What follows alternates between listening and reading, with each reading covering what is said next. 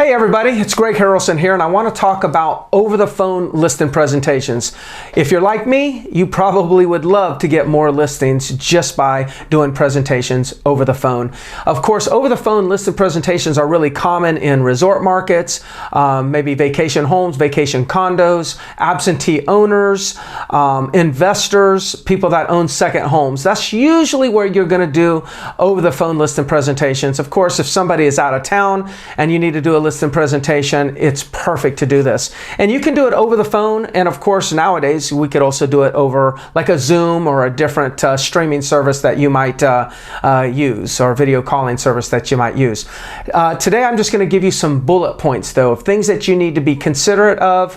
They're kind of key factors of successful over the phone listing presentations. The first one is managing our mindset, because a lot of times you may set a time to call somebody back and do a presentation tomorrow at 2 p.m. and then they don't show up. It's very common. Remember, it's not an in-house presentation where somebody has to physically be there. So a lot of times people forget, they get busy, something comes up that's more priority, they take care of that. Don't get offended. It doesn't mean anything. You're just going to have a higher percentage of no-shows. But when you do call them back, a few times, they're going to pick up the phone, they'll have time, and you'll do the presentation there. So I just want to say that because I don't want people to get discouraged. The second thing that I have here is when you're doing an over-the-phone presentation, there's not a lot of time for fluff. Now, typically, if you're doing a listing presentation over the phone, it means that prior to, you probably had a conversation with them, gathered information about what they were looking to accomplish,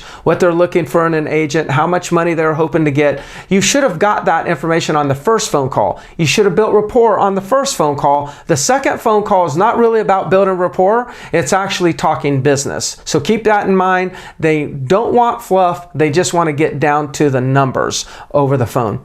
I also recommend, the third thought here is future pacing them. First, when you first call them, say, hey, thank you. I appreciate you taking the time to discuss this. I know you want to get your property sold, and so I've got some good information, for you today. As a matter of fact, today we're going to talk about a few things. We're going to talk about, what is recently sold, the competition, how long properties are taken to sell, what you could net in your pocket after the sale, and then I'll give you some options on pricing depending on what your time frame is, and we can just talk about other things. You can give you plenty of time to ask me questions.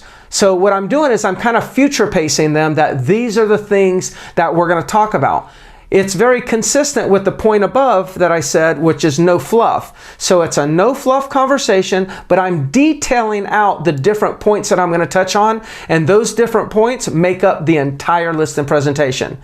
So when I start talking to them, they're going to lean in and listen because they're kind of like expecting it. They know that there's 4 chapters to this conversation and we're going through the chapters together. So they really will follow along and focus because I set it up. I kind of future pace them as to what they would expect on the call. That's a critical one. The fourth one is, of course, as I mentioned, you got to talk about recent sales. Just like if you were in their house doing a presentation, take the time to talk about some recent sales. Hey, this one sold over on XYZ Street, or this one sold and it was unit 203. Go through those details on the recent sales and make sure you just give the details on the ones that are relevant to them. You don't have to go through every sale in the community. If one is 1,000 square foot larger or 2,000 square foot larger, maybe that one is not really relevant. Maybe it is, but just make sure that you give relative information, no fluff. Then you talk about the actives and you talk about the pendings. Just like you would show them or speak about a CMA, you're doing the same thing over the phone.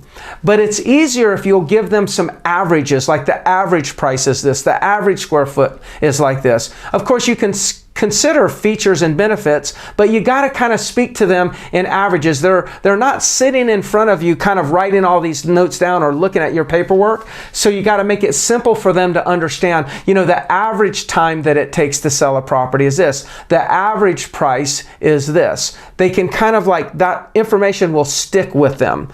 The next one here is always talk net. Now, whether it's over the phone listing presentation or in person presentation, you always talk net. People actually really don't care what the price is.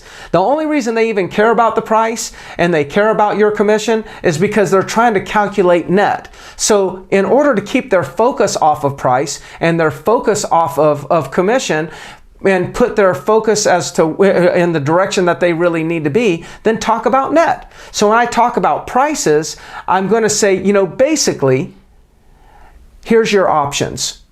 You could price it at this, which would net you this. Price it at this, which would net you this. Price it at this, that would net you this. I can sell it in any one of those different prices as long as you stay within the range. The only difference is how long it's going to take. And then I'm going to ask them, which one of these strategies, pricing strategies, do you feel would best work for you? That's how I'm going to present over the phone. Because I don't have a lot of time. They don't want to take 30 or 45 minutes. You got to get to the point. And over the phone listing presentation probably takes no longer than 8 to 15 minutes. Over 15 minutes, you're probably not talking about stuff that's relevant to listing at that point. And anything less than 8 minutes, you may not have been thorough enough for the seller to make a decision. So having them, of course, choosing which price strategy. Now, as soon as they choose, just say, hey, based on what I'm hearing from you, that sounds like a decision that I'd probably be making. Again, if I was in your shoes, I'd probably choose the same thing. What I'm going to do is I'm going to go ahead and email you the documents. It's just like electronic signatures, so like a DocuSign. I'll email those, open it up, double click on a few little areas. I'll get that back and I'll get started. Is there any other questions? That's pretty much your online listing presentation. Keep it simple, keep it short, keep it to the point, give them 3 options, ask them to choose one, agree with them, send out the listing paperwork. That right there is how you do an online listing presentation. Again, I'm Greg Harrelson. Of course, you probably are seeing this on the Real Estate Sales Solutions YouTube channel. Please subscribe to that channel. That way you won't miss out on the next training video that I do. We'll talk to you soon.